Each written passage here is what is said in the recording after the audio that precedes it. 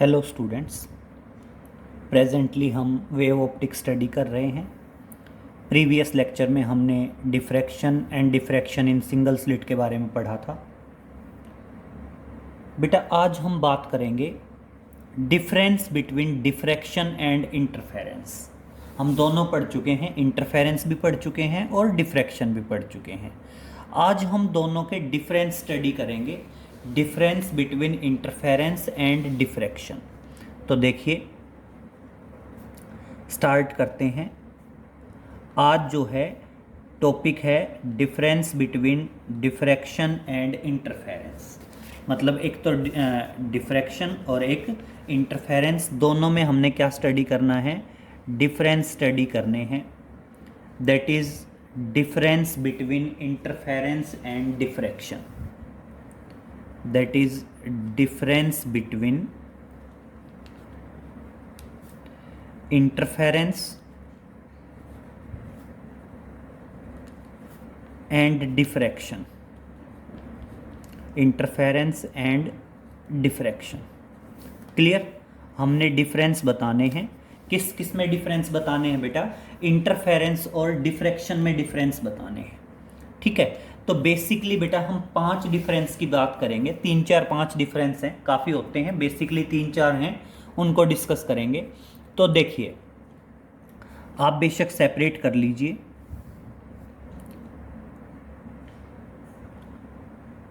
First point की बात करते हैं। बेटा फर्स्ट पॉइंट में क्या है समझिए। देखो आपने भी देखा था, हमने बताया था कि इंटरफेरेंस में क्या है, 2 कोहेरेंट सोर्स से आने वाली वेव सुपर इम्पोज होती हैं। भाई 2 कोहेरेंट सोर्स हैं, 2 कोहेरेंट सोर्स से आने वाली वेव सुपर इम्पोज होती हैं and then we get the interference pattern. But diffraction में क्या होता है बेटा, एक ही सोर्स की 2 या 2 से ज़्यादा वेव सुपर इम्पोज हो सकती हैं। क्लियर? तो देखिए क्या बताएंगे आप, सिंपल वे में लिखेंगे इन द इंटरफेरेंस पैटर्न, या कह सकते हैं interference pattern is produced due to the super imposition of the wave which are coming from 2 coherent sources. तो देखना क्या बताएंगे, interference pattern is produced, the interference क्या बताएंगे, आपका जो इंटरफेरेंस पैटर्न है, interference is produced due to the super imposition of the wave, due to the super impose, क्या बताएंगे, due to the super imposition, superposition बोल दीजिए, due to the superposition of the waves which are coming from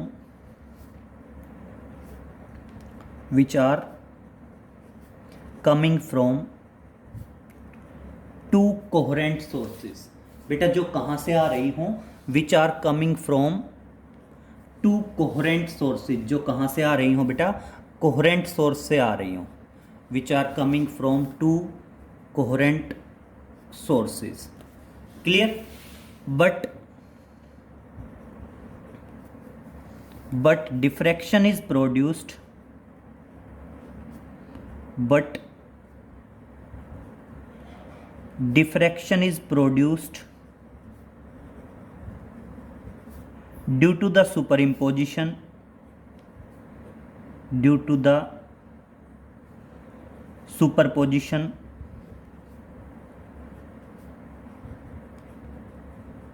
of the waves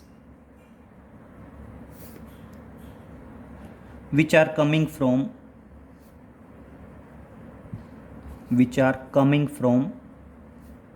a single source,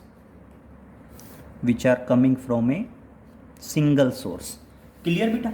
आपने हमने पहले भी बताया था डेफिनेशन में कि इंटरफेरेंस में 2 कोहेरेंट सोर्स से आने वाली वेव सुपर इम्पोज होती हैं, जबकि डिफ्रैक्शन में क्या है बेटा, एक ही सोर्स की 2 या 2 से ज़्यादा वेव क्या होती हैं, सुपर इम्पोज होती हैं।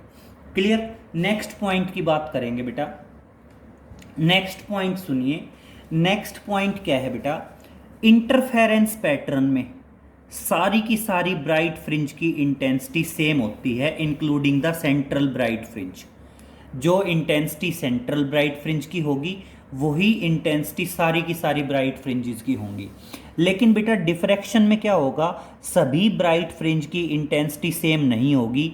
जैसे जैसे आप सेंट्रल ब्राइट फ्रिंज से दूर होते जाएंगे इंटेंसिटी डिक्रीज होती जाएगी। सेंट्रल ब्राइट फ्रिंज की इंटेंसिटी मैक्सिमम होगी, अगली ब्राइट फ्रिंज की कम होगी, अगली ब्राइट फ्रिंज की और कम होगी, नेक्स्ट ब्राइट फ्रिंज की और कम होगी। मतलब इंटरफेरेंस पैटर्न में सारी ब्राइट फ्रिंजेस की इंटेंसिटी सेम होती है, बट डिफ्रैक्शन में सारी ब्राइट फ्रिंजेस की इंटेंसिटी सेम नहीं होती।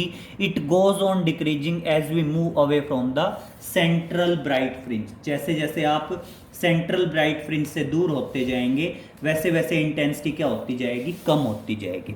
तो देखिए second point, in the interference pattern, in the interference pattern, the intensity of all bright fringes are same. The intensity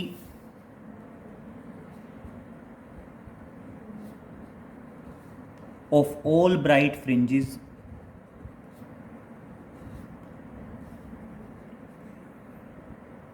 all bright fringes, intensities आएगा, intensities of all bright fringes are same. बेटा interference में सारी की सारी bright fringes की intensities, सारी की सारी ब्राइट फ्रिंज की जो इंटेंसिटीज हैं वो क्या होती हैं, सेम होती हैं। But in diffraction pattern, but in diffraction pattern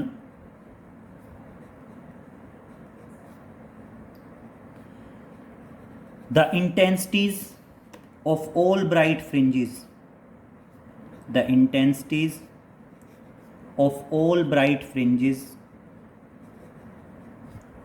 are not same. Fringes are not same. It goes on decreasing, it goes on decreasing as we move away, as we move away from central bright fringe, from central bright fringe. Clear बेटा, जैसे ही हम central bright fringe से दूर move करेंगे वैसे ही आपकी क्या होगी, ब्राइट फ्रिंजेस की इंटेंसिटी क्या होती चली जाएगी बेटा, डिक्रीज होती चली जाएगी। क्लियर। नेक्स्ट बात करते हैं बेटा डार्क फ्रिंज की इंटेंसिटीज के बारे में। तो देखिए बेटा इंटरफेरेंस पैटर्न में जो डार्क फ्रिंज होती है उसकी इंटेंसिटी लगभग जीरो होती है, वेरी स्मॉल होती है, इसलिए ब्राइट और डार्क के बीच में एक शार्प कॉन्ट्रास्ट मिलता है। बट बेटा डिफ्रैक्शन पैटर्न में डार्क फ्रिंज की इंटेंसिटी जीरो नहीं होती और इसलिए क्या होता है, ब्राइट और डार्क के बीच में जो कॉन्ट्रास्ट होता है वो पुअर है। तो देखो क्या बताओगे, in the interference pattern, in the interference pattern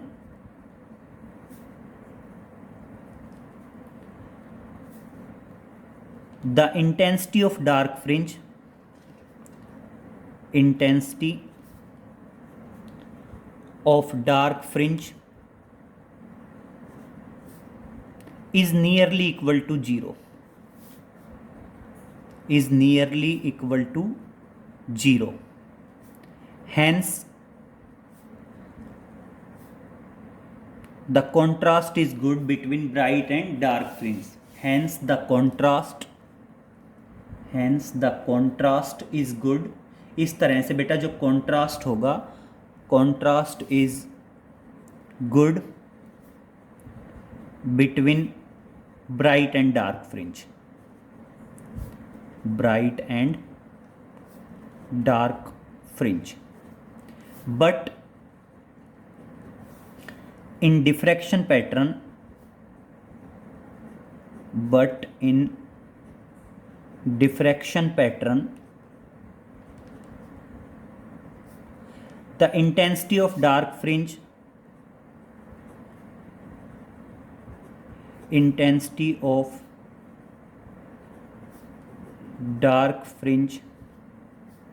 having some value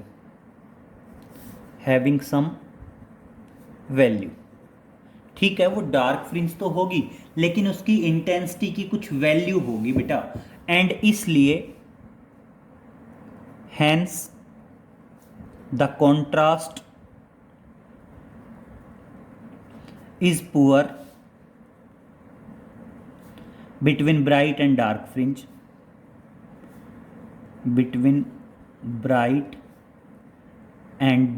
fringe in diffraction pattern. Clear बेटा? इसलिए इंटरफेरेंस में ब्राइट और डार्क फ्रिंज के बीच में जो कॉन्ट्रास्ट है वो गुड होता है, जबकि डिफ्रैक्शन में ब्राइट और डार्क फ्रिंज के बीच का जो कॉन्ट्रास्ट है वो कॉन्ट्रास्ट क्या होगा बेटा? पुअर होगा। क्लियर? नेक्स्ट वन देखिए बेटा, इंटरफेरेंस में फ्रिंज विड्थ इक्वल हो भी सकती है और इक्वल नहीं भी हो सकती, बट डिफ्रैक्शन में हमेशा हमेशा क्या होती है बेटा? अनइक्वल होती है। In the interference pattern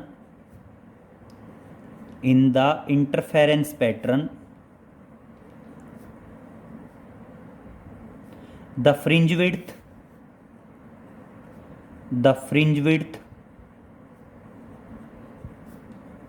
may or may not be equal, बेटा देखो, इंटरफेरेंस पैटर्न के अंदर जो फ्रिंज विड्थ थी, जैसे हमने प्रीवियस लेक्चर में जब आपको इंटरफेरेंस करवाया तब मैंने बताया था कि बीटा और बीटा डैश दोनों इक्वल आए थे, तो वही कह रहा है कि इंटरफेरेंस पैटर्न में जो फ्रिंज विड्थ होगी वो इक्वल हो भी सकती है और नहीं भी हो सकती, but in diffraction pattern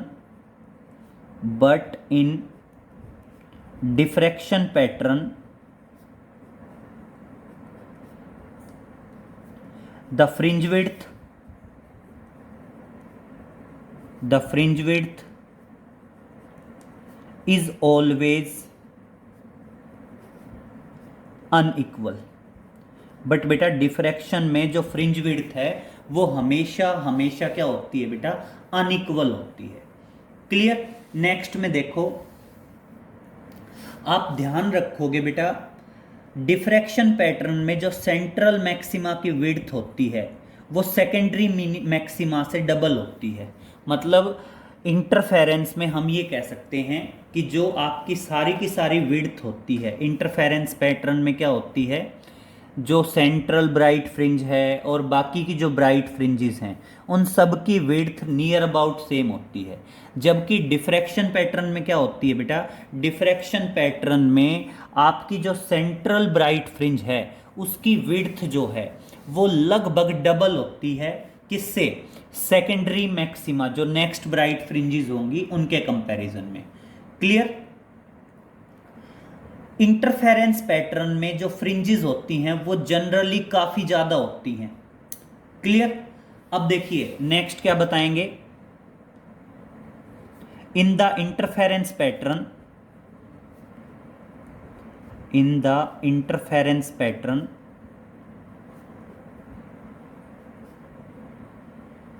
there are large number of fringes in the interference pattern. There are large number of fringes, but in diffraction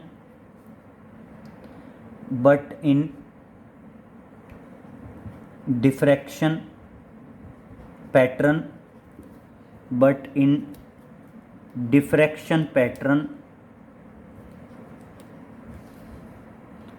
the fringes are few।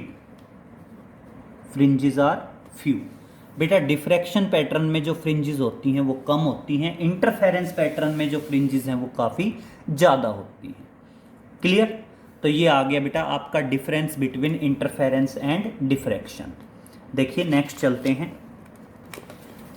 Next बात करते हैं बेटा रिजोल्विंग पावर।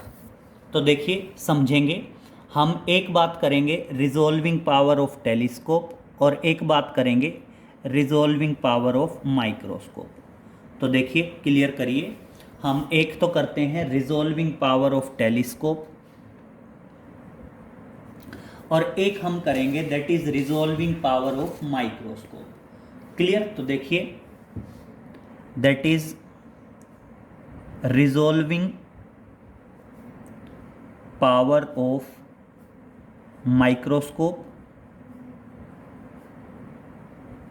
और एक हम बात करेंगे बेटा resolving power of telescope.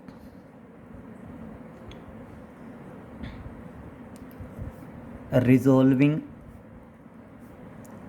Power of telescope. अब देखिए बेटा रिजोल्विंग पावर क्या है, समझिए बहुत ध्यान से, बेसिक आइडिया देते हैं पहले बेटा। मान लीजिए ये 2 पॉइंट ऑब्जेक्ट्स हैं।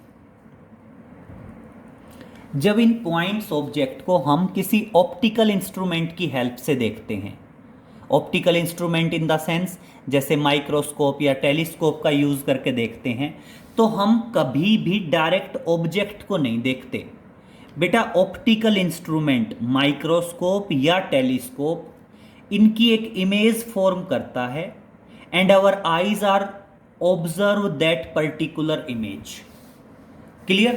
तो हम कभी भी माइक्रोस्कोप या टेलीस्कोप से डायरेक्ट ऑब्जेक्ट को ऑब्जर्व नहीं करते। ये ऑप्टिकल इंस्ट्रूमेंट ऑब्जेक्ट की इमेज बनाते हैं and we observe that particular image.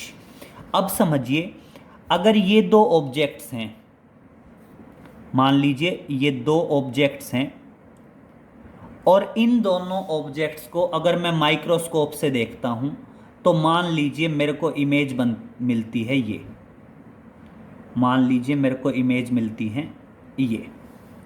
Clear? फिर मैं इनके बीच का डिस्टेंस थोड़ा सा कम कर देता हूं और अब मेरे को इमेजेस मिलती हैं ये। क्लियर? और अगर बेटा मैंने डिस्टेंस और थोड़ा सा भी कम किया तो मान लीजिए इमेजेस क्या हो जाती हैं, सुपर इम्पोज हो जाती हैं। तो अब बेटा ये जो डिस्टेंस है ना, इस डिस्टेंस को कहा जाता है लिमिट ऑफ रिजोल्यूशन। इस डिस्टेंस को क्या कहा जाता है? लिमिट ऑफ रिजोल्यूशन कहा जाता है।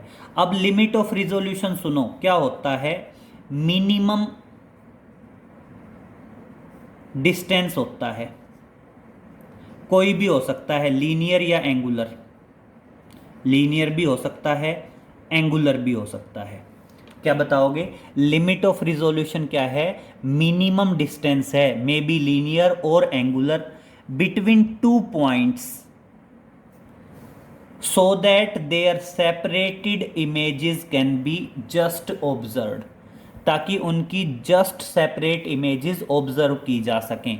मतलब अगर डिस्टेंस लिमिट ऑफ रिजोल्यूशन से कम कर दिया जाए तो इमेजेस सेपरेट नहीं देखी जाएंगी, इमेजेस क्या हो जाएंगी? सुपर इम्पोज हो जाएंगी। तो देखिए लिमिट ऑफ रिजोल्यूशन क्या बताओगे? It is the minimum linear और angular distances between 2 points object so that their separate images are just observed by using the optical instrument, either microscope और telescope। और बेटा लिमिट ऑफ रिजोल्यूशन का जो reciprocal होता है उसे कहा जाता है रिजोल्विंग पावर। क्लियर? तो कभी भी हम जब रिजोल्विंग पावर निकालेंगे तो पहले हम लिमिट ऑफ रिजोल्यूशन निकालेंगे और देन हम क्या निकालेंगे बेटा? रिजोल्विंग पावर निकालेंगे। और लिमिट ऑफ रिजोल्यूशन कुछ नहीं है बेटा, मिनिमम डिस्टेंस है, बस लीनियर या एंगुलर कोई भी हो सकता है। तो देखिए सबसे पहले बात करते हैं बेटा रिजोल्विंग पावर ऑफ माइक्रोस्कोप। तो देखिए हम रिजोल्विंग पावर निकालने से पहले किसको डिफाइन करेंगे? सबसे पहले डिफाइन करेंगे लिमिट ऑफ रिजोल्यूशन को। सबसे पहले किसको डिफाइन करेंगे बेटा? सबसे पहले हम डिफाइन करेंगे लिमिट ऑफ रिजोल्यूशन। तो देखिए लिमिट ऑफ रिजोल्यूशन क्या बताया मैंने अभी अभी बताया, it is the minimum distance between two point objects whose images in the microscope are just seen separate। तो देखिए लिमिट ऑफ रिजोल्यूशन क्या बताओगे? It is the minimum distance, it is the minimum distance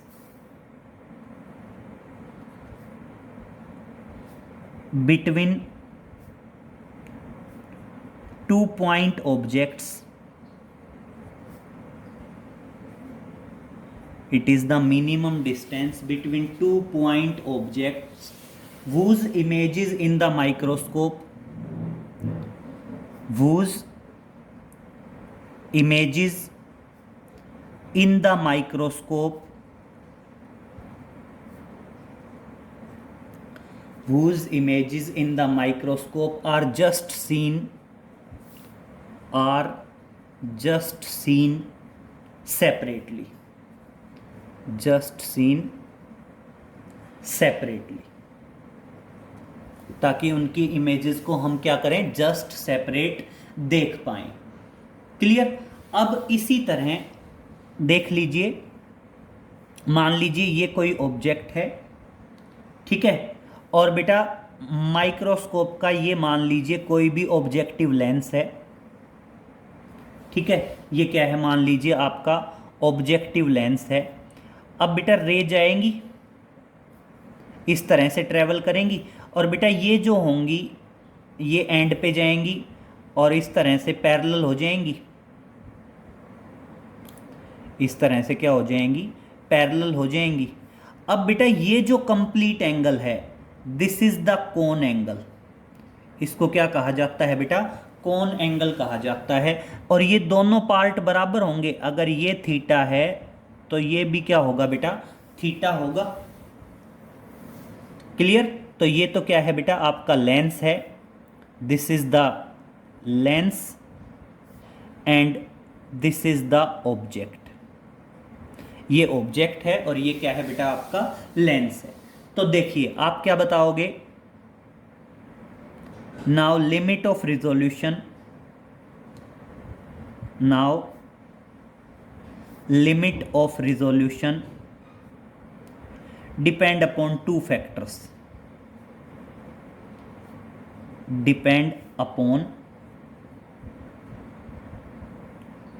to factors. किस पे depend करता है बेटा? Limit of resolution दो फैक्टर्स पे डिपेंड करता है। एक तो फर्स्ट डिपेंड करता है directly proportional to wavelength of the light waves. क्या आएगा? Directly proportional to wavelength of the light waves. Clear? And second one आएगा inversely proportional to cone angle, that is inversely proportional to cone angle. बेटा जो light rays हैं वो क्या मतलब अपने आप में क्या हो जाएगा? इनवर्सली प्रोपोर्शनल हो जाएगा,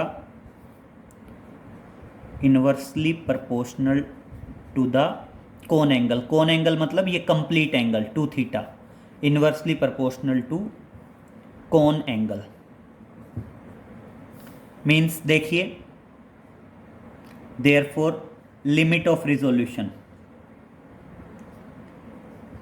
limit of resolution D is directly proportional to lambda and inversely proportional to 2 theta। ठीक है? और अब क्या होगा? if angle is small, if angle is very small, then theta is nearly equal to sin theta। और इस तरह से फाइनल है कि आपका जो लिमिट ऑफ रिजोल्यूशन है वो लिमिट ऑफ रिजोल्यूशन क्या आ जाएगा बेटा? लिमिट ऑफ रिजोल्यूशन आ जाएगा लैम्डा अपॉन 2 साइन थीटा, और साथ में बेटा म्यू और लग जाएगा। म्यू क्या होगा? Refractive index of the medium in which lens microscope is used. उस मीडियम का रिफ्रैक्टिव इंडेक्स आएगा जिस मीडियम के अंदर हम क्या करते हैं बेटा, लेंस को यूज करते हैं।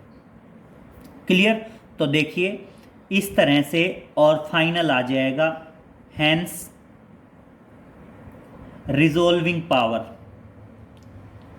Hence resolving power. और इस तरह से बेटा जो आपकी रिजोल्विंग पावर होगी, वो रिजोल्विंग पावर क्या आ जाएगी? Reciprocal of limit of resolution आएगी। कभी भी ध्यान रखना, रिजोल्विंग पावर क्या होगी? Reciprocal of limit of resolution होगी। और reciprocal of limit of resolution करेंगे तो क्या आ जाएगा? That is 2 mu sine theta by lambda. क्या आ जाएगा? 2 mu sine theta by lambda.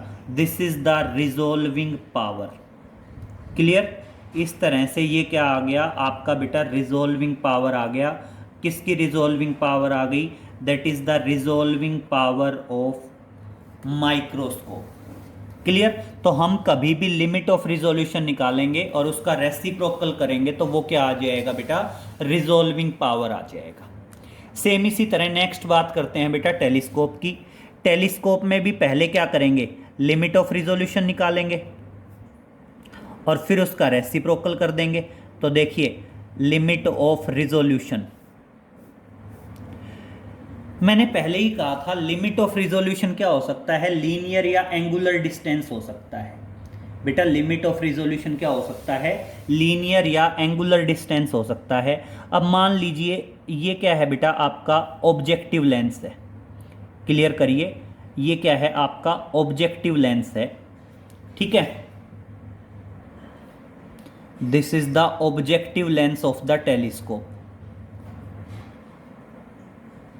और ये क्या है बेटा? इसका ऑप्टिकल सेंटर है।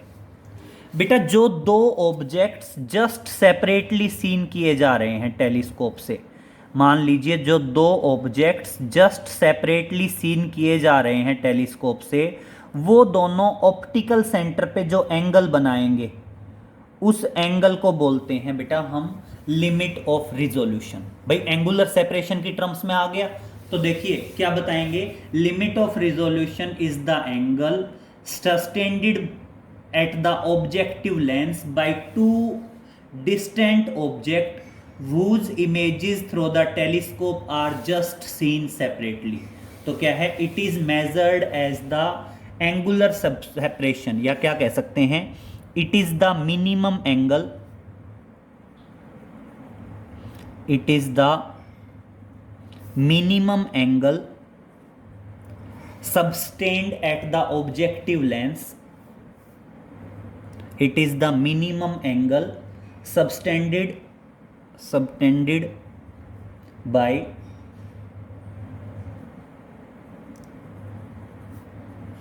subtended at the optical center, at the center of the objective lens. भाई ये क्या है? एंगल है। कहां पे है ये angle? Centre of the objective lens है। और किसने बनाया है बेटा? By two distant object, by two distant object. क्या बताओगे बेटा? By two distant objects which are just seen separately, which are just seen separate by using the telescope। Clear बेटा? तो इसमें तो लीनियर था और इसमें किस में आ गया बेटा? एंगुलर फॉर्म में आ गया। तो देखिए आप क्या बताओगे? सेम वही दो factor. Now limit of resolution depend upon two factors, depend upon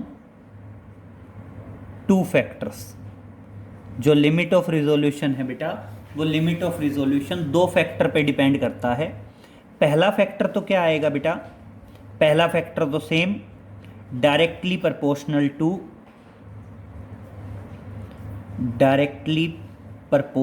to wavelength of the light waves, wavelength of the light waves. And second one आएगा बेटा inversely proportional to aperture of the cone, मतलब aperture of the objective lens, या इसको कह सकते हैं diameter of the objective lens, कुछ भी बता सकते हैं, अपर्चर बता सकते हैं या क्या कह सकते हैं, डायामीटर कह सकते हैं। तो क्या है, it is inversely proportional to, it is inversely proportional to, ये क्या है बेटा, इनवर्सली हो गया, that is inversely proportional to the diameter और अपर्चर। बेटा ये जो ऑब्जेक्टिव लेंस है ना, इस ऑब्जेक्टिव लेंस का डायामीटर मान लीजिए या क्या मान लीजिए, अपर्चर मान लीजिए, डायामीटर डी कह दीजिए या इसको क्या कह सकते हैं, अपर्चर भी कह सकते हैं। और aperture of the objective lens, क्योंकि टेलीस्कोप में जनरली दो लेंस हैं, ऑब्जेक्टिव लेंस और आई लेंस, तो जो ऑब्जेक्टिव लेंस का डायामीटर या अपर्चर है उसकी बात कर रहे हैं। तो देखिए बेटा अब क्या आएगा,